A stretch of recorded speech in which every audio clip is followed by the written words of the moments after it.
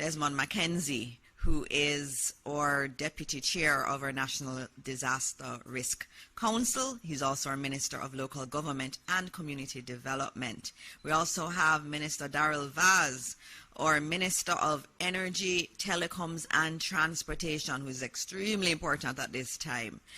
With us, we also have the person everybody wants to hear from, Mr. Evan Thompson, who is the head of our meteorological office here in Jamaica. Many people have said that they look forward to these briefings so they know what is happening, and I thank you all for tuning in. I thank the members in the diaspora for also tuning in and helping us to get the message to your families back home in Jamaica. So this morning we're going to have a quick briefing, and so I'm going to start with Evan Thompson. I need to acknowledge some others who are in the room. I want to acknowledge the head of ODPEM, Mr. Richard Thompson, who is here, and also the permanent secretary in the Ministry of Local Government and Community Development, Marsha Henry Martin, and they've all been here overnight. I also want to acknowledge the members of the media who are here. They have been here consistently with us. We want to thank them. They are here sleeping on cots. That's how committed they are to getting the news and the information to you, and I'm very grateful to them and thank them. I know it's difficult being away from your families, but know that we are grateful to you. Another person that I need to thank are the caterers. There are a lot of people here in the emergency center, and they need to be fed. And I want to thank the mothers team that's working to provide food. They bring breakfast, lunch, and they try to bring dinner too. And everybody who is in the emergency center is fed. We cannot do this without them, so I just wanted to acknowledge them also. So let's get started with the man of the moment, Evan Thompson. Thank you very much, Minister. And the lady of the moment is Hurricane Melissa. And we'll be hearing a lot about Hurricane Melissa today because there has been no significant change in terms of the magnitude of this system, the strength of its winds.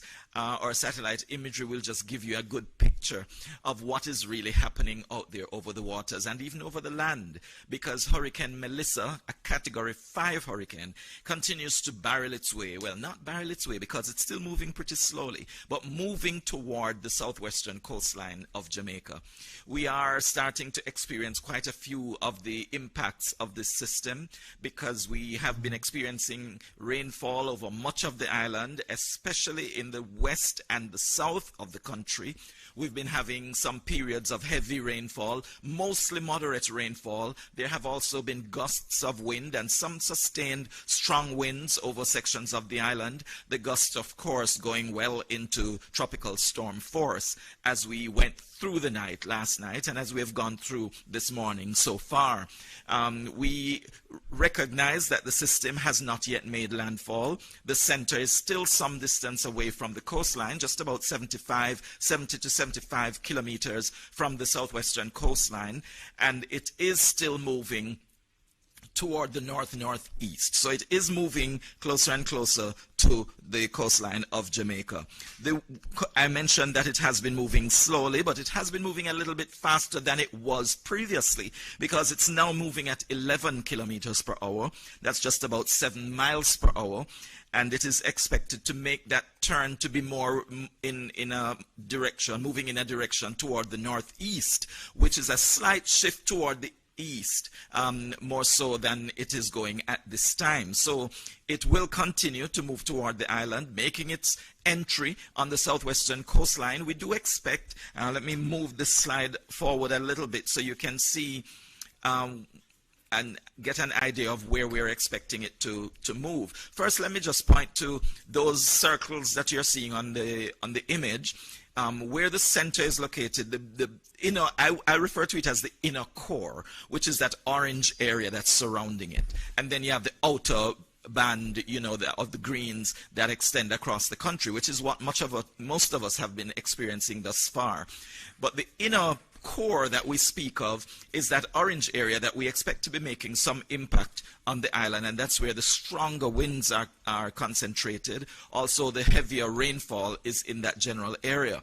We did say that the system is a Category 5 hurricane at this time, and when it makes landfall, it is expected to still be a Category 5 hurricane. That means it will cause catastrophic damage, life-threatening damage. There is very little that can stop a Category 5 hurricane. And regardless of the where you are in the parish of Westmoreland or St. Elizabeth, if you are under the impact of those Category 5 hurricane force winds, you will be having significant difficulty even with infrastructure that's in the area. So ensure that you are in the strongest area that you can. The recommendation from the Hurricane Center is that you would have as many walls between yourself and the outside as you can, because it is important to reinforce yourself and to ensure that you are not left vulnerable to this system. We do expect that it will gradually be reduced in strength as it moves over the island. It will fall to a Category 4 maybe, and then Category 3 as it exits the country possibly. But in the meantime, when it makes landfall, which is expected, as you can see in this image here, to be somewhere near Parati in western St. Elizabeth, that's somewhat to the east of Black River. So it will most likely make landfall in the western part of St. Elizabeth rather than in the eastern part of Westmoreland. And then it will continue moving toward the northeast. That is the direction of movement that is expected. It will continue over the northern part of St. Elizabeth and then move into southern Trelawney. And the exit is expected to be somewhere in Trelawney rather than in St. Anne. It would be most likely in the eastern end of Trelawney rather than St. Anne, where it makes its exit from the island of Jamaica. Here we see the area, this area of orange shows the outer bands of the system, where we are expecting to be experiencing impacts. Heavy rainfall right across the length and breadth of Jamaica, also strong winds across the island. The amounts of rainfall that we expect, we see here again, we indicated that we would have between 20 and 30 inches or 500 to 750 millimeters of rainfall affecting sections of the island.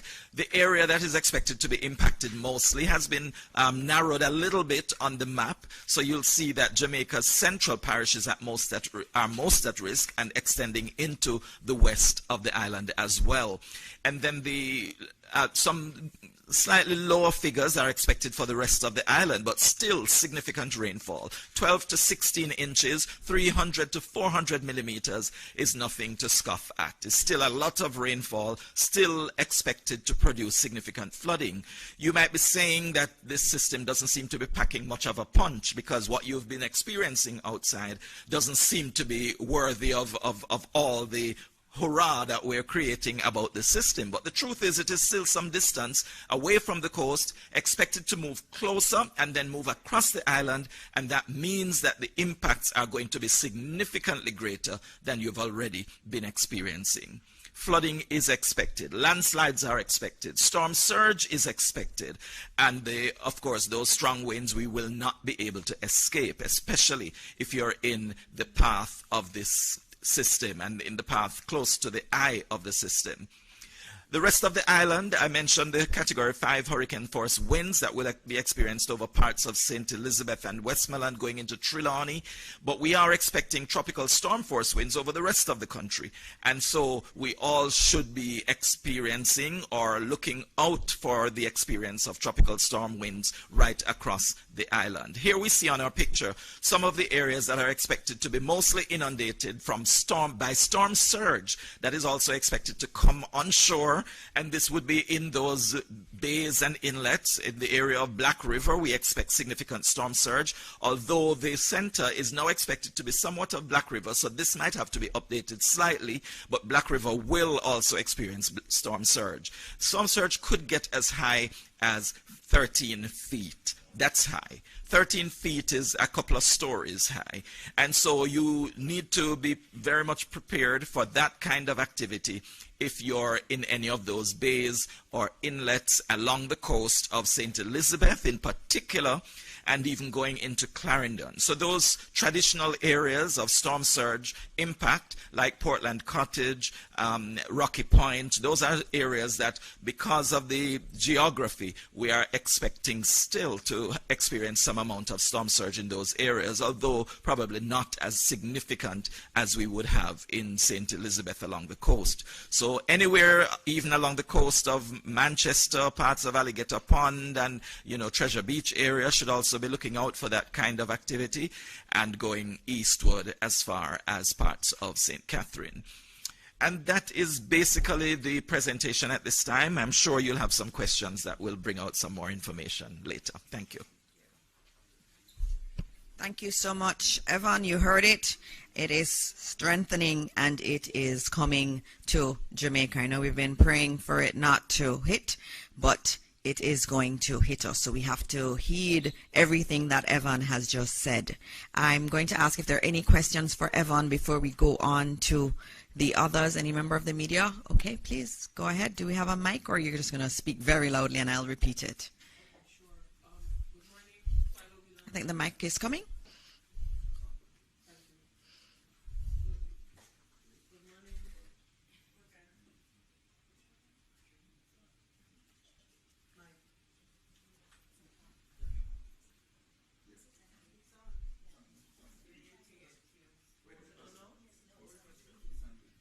You can just speak and I'll repeat the question.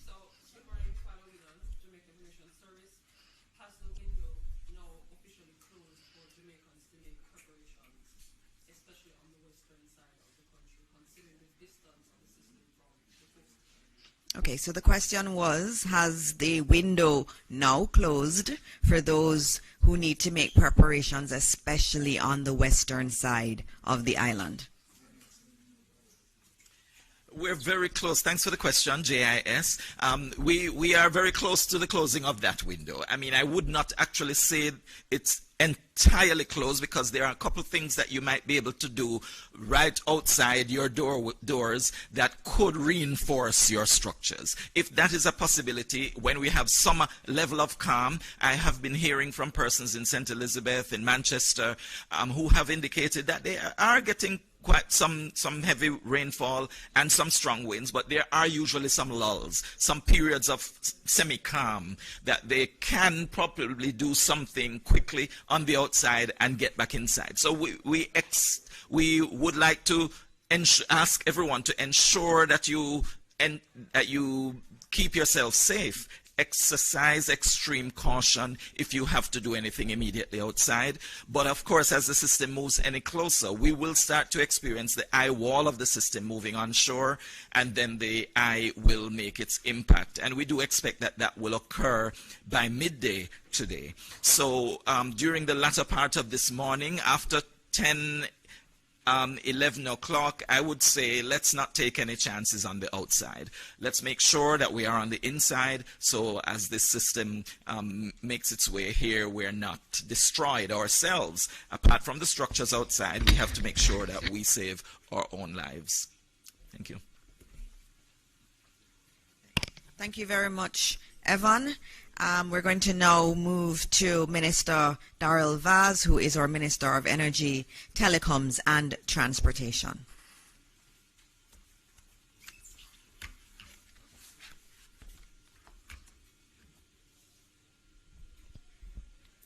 Morning, Jamaica. Prayers up.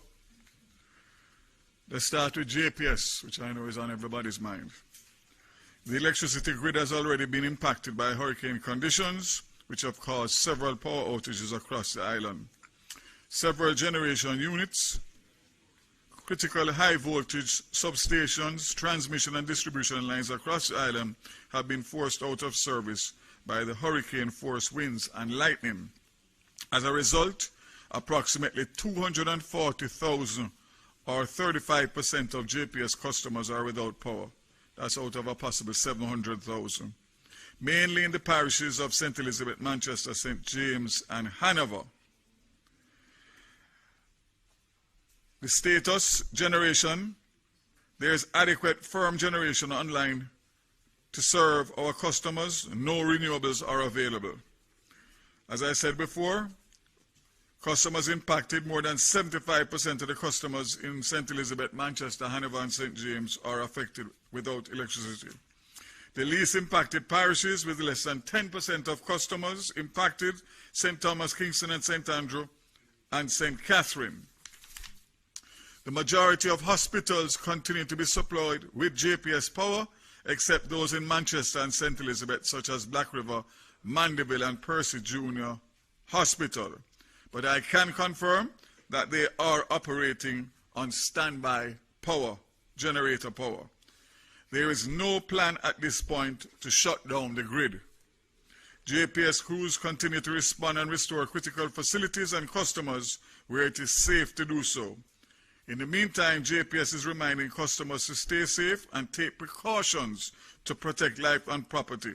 And most importantly, stay tuned to official channels of information, which include government and JPS, for further updates.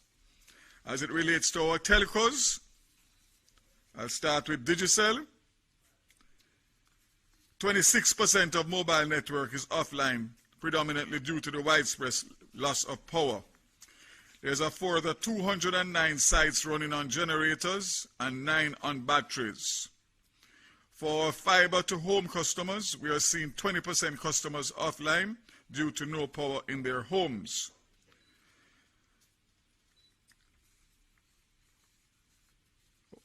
As we see the most impacted areas, we will work with our crews to focus on those areas first. Even if commercial power is still to be restored, we will keep generators fueled and gas the sites back to keep them up and running. They are also confirming that also in aid in recovery, we are working with the SMA to increase our spectrum bandwidth channels, as we know from our experience from Hurricane Beryl that the mobile infrastructure will be recovered much quicker than the fixed.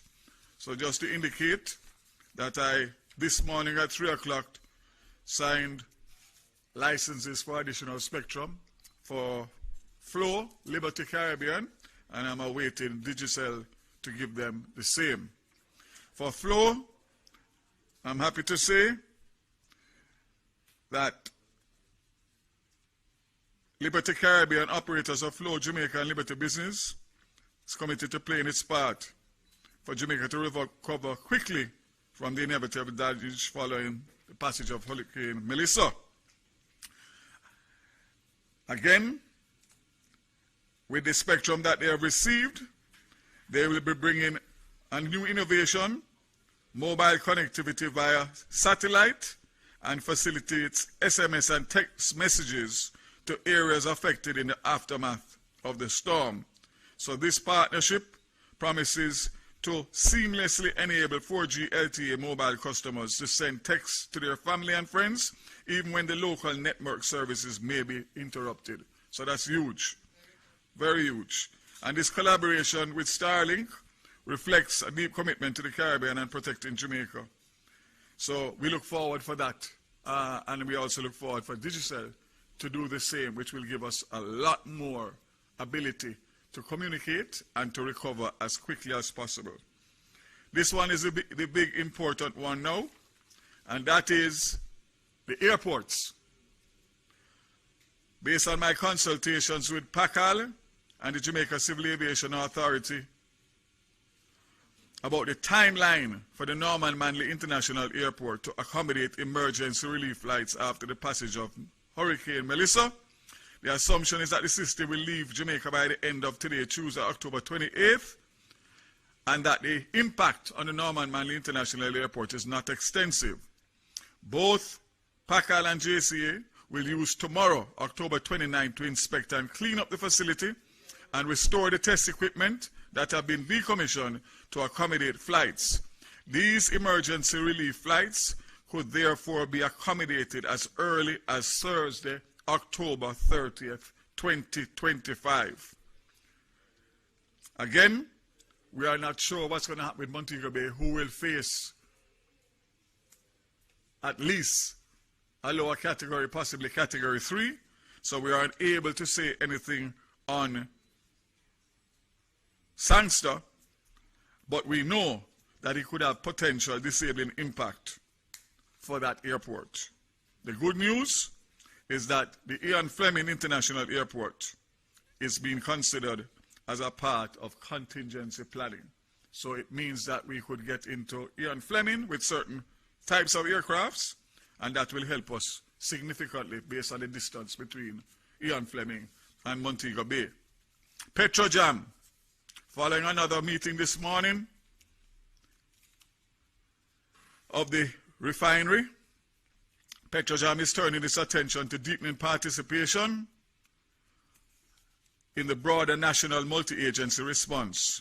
Fuel security plays a key role, as we know, and Petrojam is assuring that all 3 international airports, in addition to all airdromes, are at 75 to 80% capacity for aviation fuel. This will enable aircraft movement to resume immediately. In addition, Petrojam has 2 to 3 weeks supply of aviation fuel at its Kingston and Montego Bay storage facilities. So in accordance with international standards, we will follow strict safe storage and rigorous testing prior to reopening. Jamaica Civil Aviation Authority, the microwave system is in general is operational, with the exception of the links between Winchester headquarters and Catherine Peak, which is currently offline. All remote sites are operating on generator power. So this means that we will be able to accommodate relief flights, which the requests are coming in fast and furious. And as I said before, we spoke about Airports Authority. Finally, I'll just give an update on JUTC, and that was up to 9 o'clock last night, reporting 361 persons that were taken to shelters in several parishes. All road operations for JUTC ceased last night, with the exception of transport assistance being provided to essential services staff, such as hospital workers. JUTC's emergency standby teams remain in place at all depots. We will have some kind of disruption to some of the buses, because those buses that use CNG will not be able to be fueled immediately due to the fact that the plant has been decommissioned. But let me close by saying, once again, that government, as you have heard and will hear from Minister Mackenzie, we are dotting all the I's and crossing all the T's to make sure that we facilitate all that is required for the response that is going to come in relation to the rebuilding phase after this catastrophic hurricane. So I want to just say to you, those of you who are still not taking it serious, you have but a few hours. And as I said before, based on what Evan said, the low-lying areas are going to be badly affected. Seek to go to higher ground and protect yourself and be smart. Again, commit to be here right through. And of course, if we work together, we will get through this once again. God bless Jamaica and keep safe. Thank you very much, Minister Vaz. As you hear, we have not stopped working. He's not going to stop working to ensure that we have electricity and that we have telecom service. Right before this press briefing started, I heard him on the phone with JPS's head, and they were talking through how they were going to be making sure that we have electricity up in areas that aren't as badly affected, and then that we can recover even more quickly. He has not stopped working for us, and we have to obviously thank Starlink for that support that they're giving to our telecoms providers in Jamaica to ensure that even if our systems locally go down, that we will still be able to communicate internally and externally with the rest of the world. Also want to welcome the members of the media who are joining us from overseas. I know that the feed is going out also. We say good morning to you and good morning to all of your viewers out there too. Next up, we have Minister Desmond Mackenzie, who is not just our Minister of Local Government and Community Development. He is the one that's coordinating the entire disaster response, wearing his hat as the Deputy Chair of our National Disaster Risk Council. The chair is the Prime Minister, who is very much behind the scenes coordinating all of this and calling all of us for updates. And so this morning you will hear directly from Minister Mackenzie his updates on the entire disaster management framework.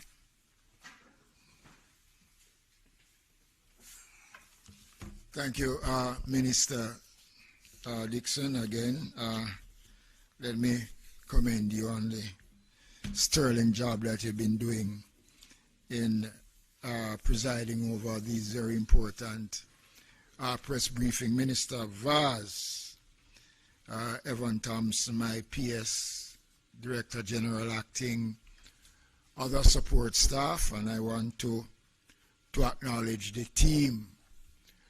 The Jamaica Fire Brigade and the JDF was very active last night, responding to a number of calls to assist residents in sections of the corporate area. I want to, first of all, give an update on the state of shelters. Again, I want to repeat that all of the 800 and odd shelters are open.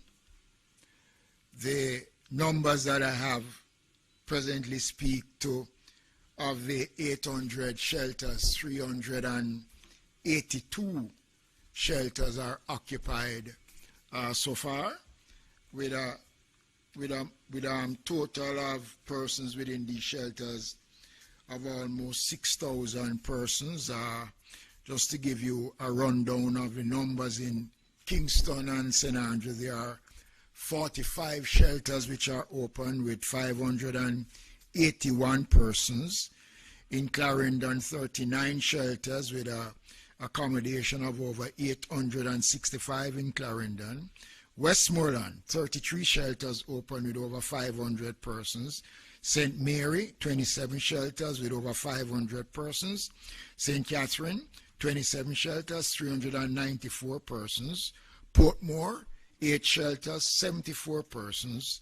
St. Thomas, 18 shelters, 609 persons. Manchester, 23, 135. St. Anne, I see here 18 shelters open, but 0.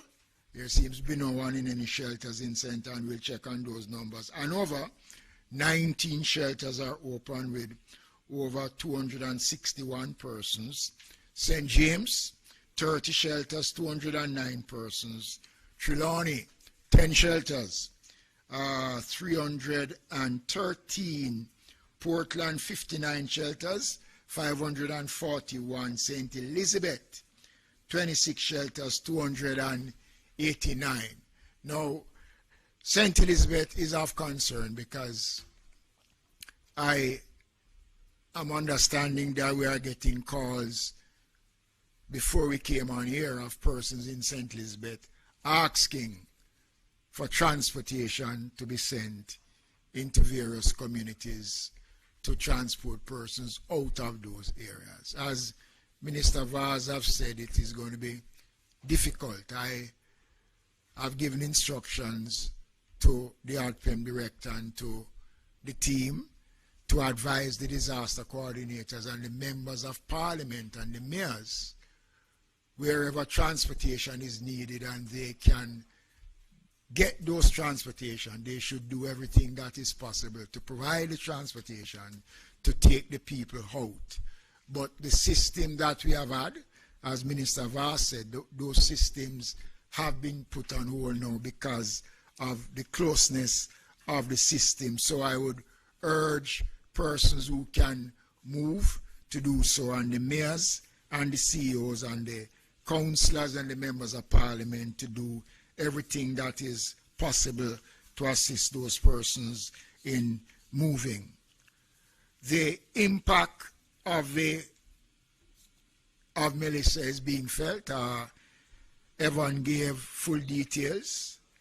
We are having reports of widespread impact across several parishes which are seeing increased number of land slippage, flooding, fire, storm surge, and power outage.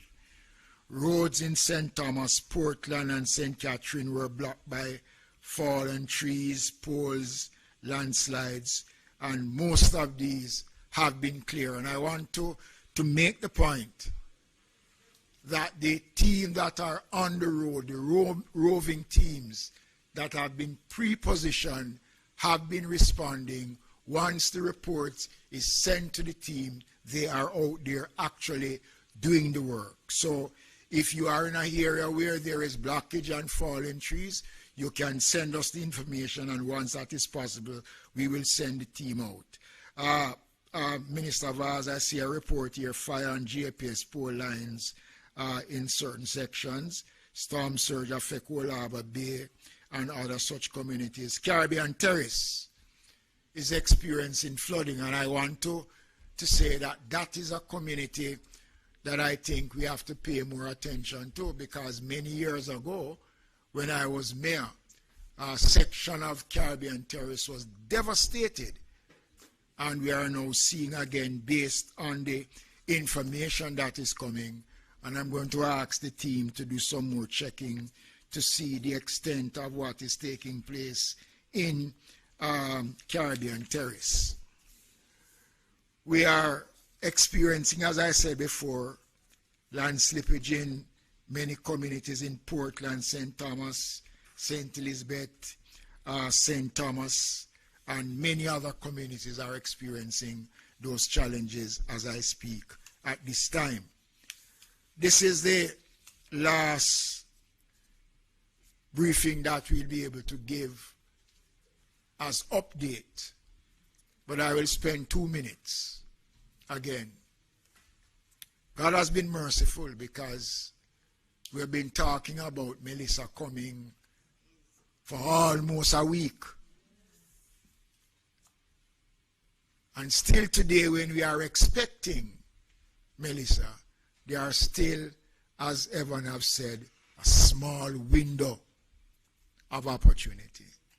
Let us use it, and use it wisely. Let us respond. I hope by within the next hour, when I get an update, I will see more persons in shelters, and we will see more people responding. Jamaica, this is not the time to be brave. I've been saying for 1 week, don't bet against Melissa. It is a bet we can't win. I want to close because the reports is short, and we want persons to go to do what they can do for themselves, their families. And I want to thank all of you who have left your homes and have been spending time here, camping out, members of the media. Last night I walked and I interacted with them before I went to bed in my little corner. And, you know, it was commendable to see the media and other support staff leaving their families and things. And this is a commitment that we are making for the betterment of Jamaica. Already we have started, as I said from yesterday, to look at how we're going to map our recovery. We have to start to look at that. We can't wait until Melissa has come to start to say how we are going to prepare ourselves for the recovery. We have started to do that in the meetings that we have been having. But I want to thank the team. And I know that Jamaicans are grateful. And we are all praying for the best outcome. So as I said before, whatever windows are available, I am asking those, especially in St. Elizabeth and those areas, who can move to do so at this time. Thank you. Thank you, Minister Mackenzie. I just wanted to note, you know, given that we have a lot of our members of the diaspora on, you've been asking a lot about how you can support Jamaica. Just noting that I'm very, very pleased this morning to announce the launch of our Support Jamaica website. It is supportjamaica.gov.jm. We've already been made aware of some nefarious individuals trying to collect money on behalf of Jamaica. We remind you that this will be the official site. If it doesn't have .gov.jm, it is not legitimate. It's not an official Government of Jamaica site. And so it will be supportjamaica.gov.jm, and it will be our online platform developed by the Government of Jamaica to mobilize support, to channel relief, and coordinate recovery efforts in the wake of Hurricane Melissa. In it, you're going to have a Donate Now page where you can donate using your credit or debit cards, and you will also be able to give pledges. You also have all the information on ODPEM's bank accounts. If you want to do a bank transfer, you can do so there. A new innovation on that site is that you will be able to give updates on emergencies. So if there's an issue that you see in your area, you want to upload a picture, maybe there is flooding, maybe there is a town that has been cut off, you can actually notify us through that website also. It also has an interactive shelter locator for those who may need it. Even if you have to help someone to find a shelter, please use it. It will give you all the shelters that are near you. You can actually put in what parish you're in or what area you're in, and you can geolocate.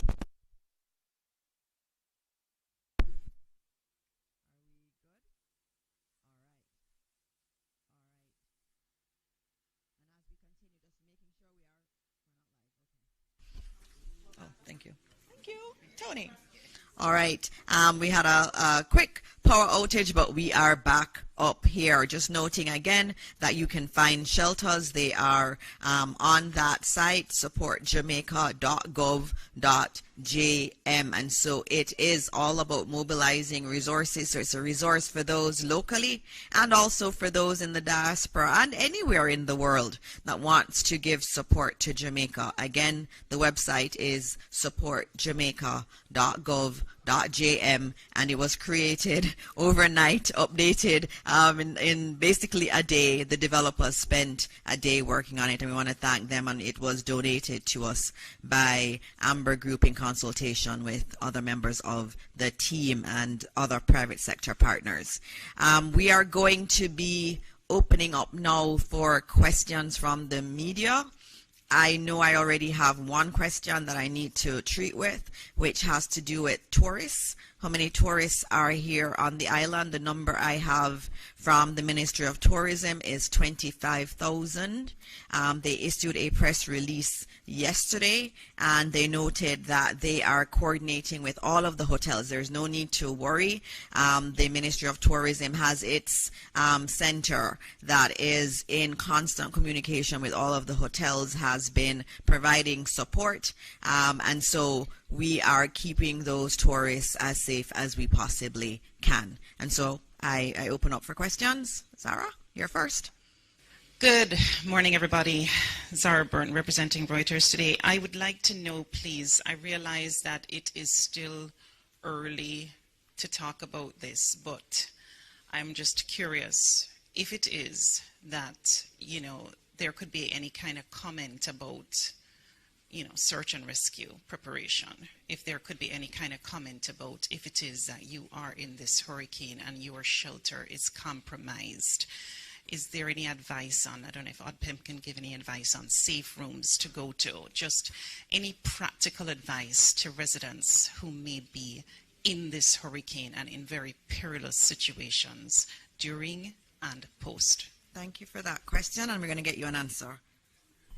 Let me say that the Jamaica Defense Force and the Jamaica Constabulary Force are members of the National Disaster Committee, and they sit in the command center during the operation. So any request that comes in for search and rescue will be undertaken by the Jamaica Defense Force along with the Jamaica Fire Brigade, because they are a part of the National Response Team, and they are present, and we have equipments that are pre-positioned prior to the passage of Melissa that will be able to respond. So in a nutshell, yes, we are in a position to respond, and once the request comes in, the team will be ready to go. We have boats, helicopters, you name it. The government has equipped the Jamaica Defense Force, especially with a number of helicopters. The Jamaica Fire Brigade have a number of boats that can be used on land and can be used at sea for rescue operation and search operation. Minister, I think there were some questions around tips, I think, between you and Mr. Thompson in terms of tips for persons. I know you're an expert in this area. Yeah, thank you, Minister. Very difficult in terms of tips for Category 5, but nonetheless, I think one of the things that we have to do is to ensure that, as was said before, that we are doing most of the preparation going in. In terms of tips, we have always said that person should try as best as possible to bring a lot of stuff already outside, inside. We don't want a lot of stuff that you have loose stuff outside, especially, Minister spoke it about construction sites. A lot of those things can be used as missile in the system, so you try to bring a lot of those in as best as possible, try to secure your animals. If you're inside, you stay in between walls that are not close to your outer walls in terms of your structures, because if your structure is not sound enough, those will go. A little bit better, I think, for persons who have multi-story facility. If your roof goes, you can go on the lower part of your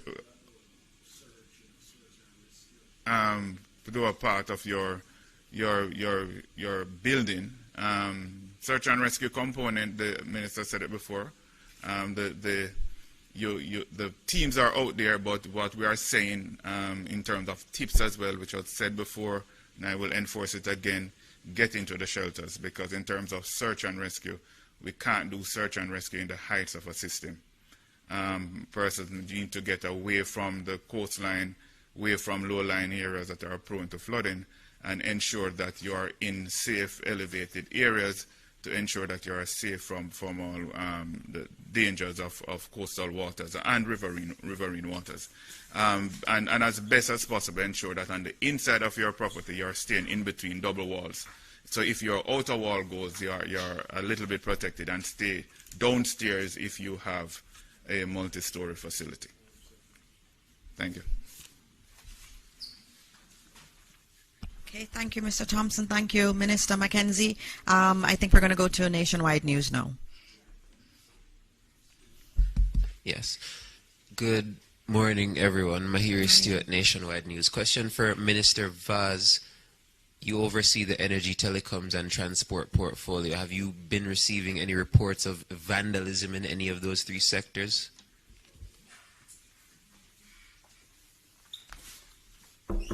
Thank God, nothing so far, and I hope it remains that way.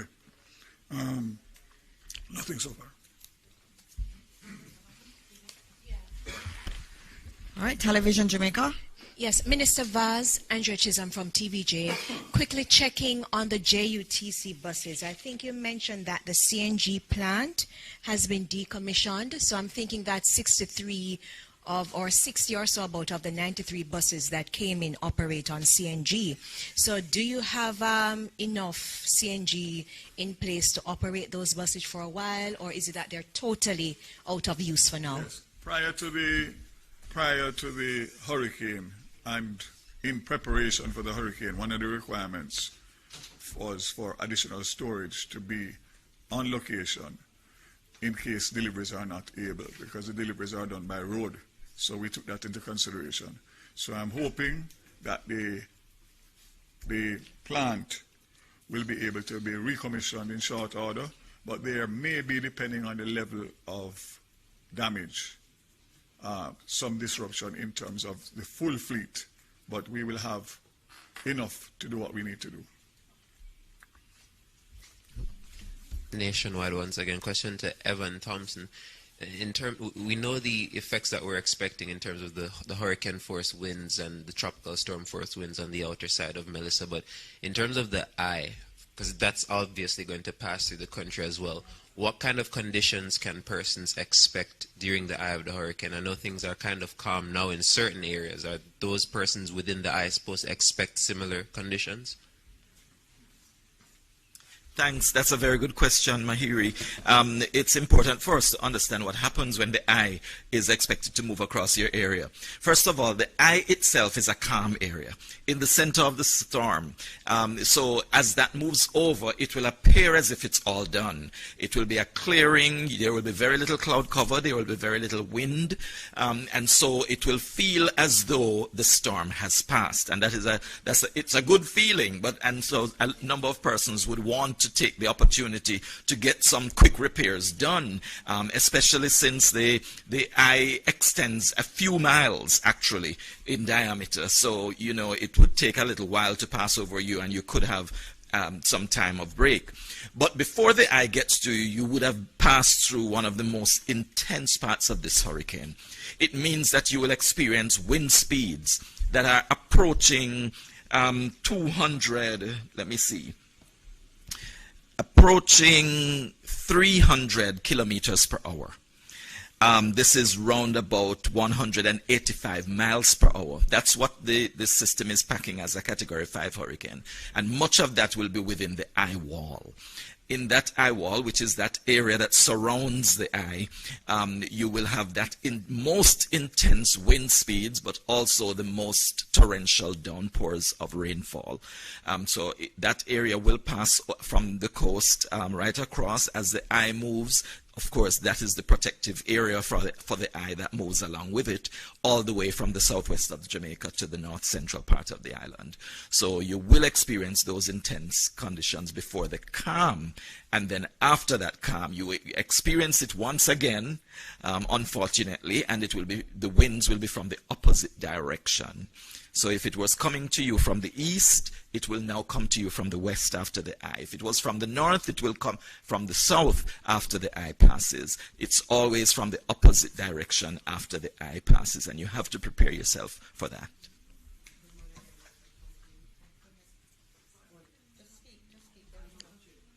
All right, so my question has to do with lightning strikes, because in one of the models that you showed us, I believe it was yesterday, we saw quite a few areas of thunderstorms. So I'm not certain what you can tell Jamaica now in terms of preparing or protecting ourselves from the possibility of being struck by lightning. And what do we look out for ahead of it? What are the signs? Yes, lightning frequently occurs during the thunderstorms. Of course, it does occur during thunderstorms. And thunderstorms will be part of that intense area of the shower activity. We don't expect anyone to be outside, really. So that should, of course, protect you from the lightning strikes to a large extent. Of course, there will be some impact. It will affect electricity supply. It could also be the cause of fires. And so it's important that that is also monitored. I'm sure the fire brigade is alert to that, that there could be fires that are generated because of the lightning strike. So that is one of those hazards that actually accompanies hurricanes as well. We don't talk much about tornadoes either, but actually we do have small tornadoes that develop in hurricanes, and that is something that people need to also be aware of. Whenever hurricanes move over, generally you have those smaller scale cyclonic events that are tornadic. Well, tornadoes develop within these systems, and that could also be a source of danger for residents as the system passes over. They don't last very long for our area, but they are a real possibility. Not just a possibility, they actually occur and have occurred in Jamaica in the past. Possible for particular parishes more so than others, considering where this system is projected to travel? I believe in most cases when you have those events, it would be in the lower lands, in the flatter lands, and not so much in the hilly terrain. However, we should be prepared. I mean, in the larger scale of things, we're dealing with a hurricane with huge winds, massive winds, but at the same time, you could have the resultant effect of additional with the smaller scale events taking place within it. Thank you. Another quick question to Mr. Mackenzie. You were clear, Mr. Thompson. Thank you.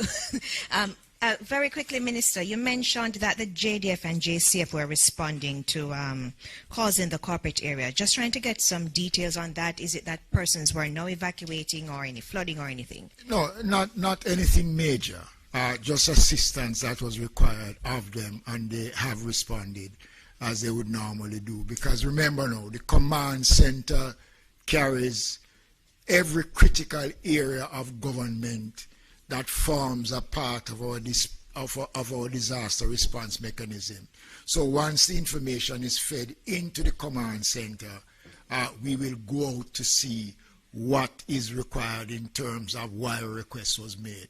And that was why the team was out. And we have roving teams on the road that is driving around. So when they pick up anything on the road, they will act, and they will call in and give Central the information, and we will log those information, because we use the information after to see what took place and how best to address and to see how we can prevent.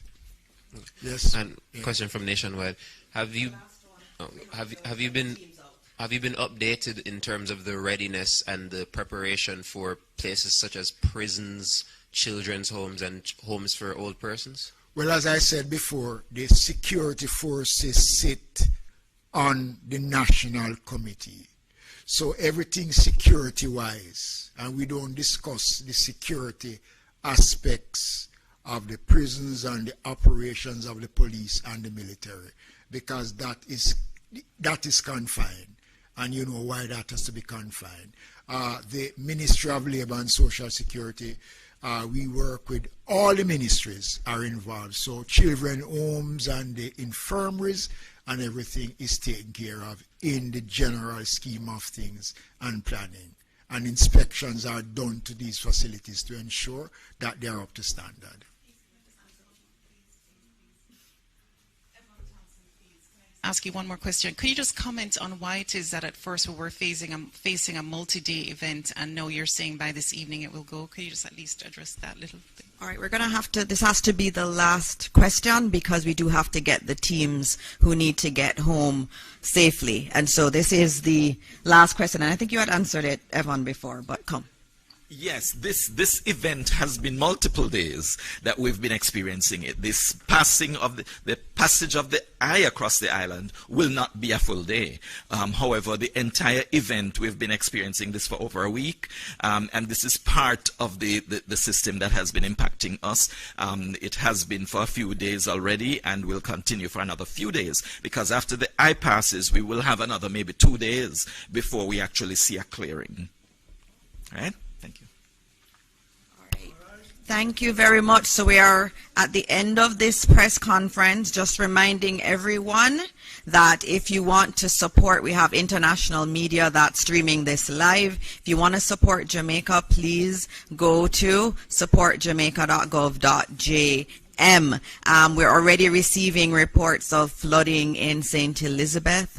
So all of you who are on the path that Evan has given us, please make sure you are getting to safety. It is becoming late to get to safety. The entire country is going to be affected. But as we said yesterday, we know we will get through this. Evan has said that this cloud and this wind and this rain will last for a couple days. But after that, we will rise again as a resilient Jamaican people. And so as we leave today, we continue to pray for this beautiful country, pray for those who are in the path of Hurricane Melissa, that God will guide them and God will keep them safe. Thank you all, and God bless Jamaica, land we love.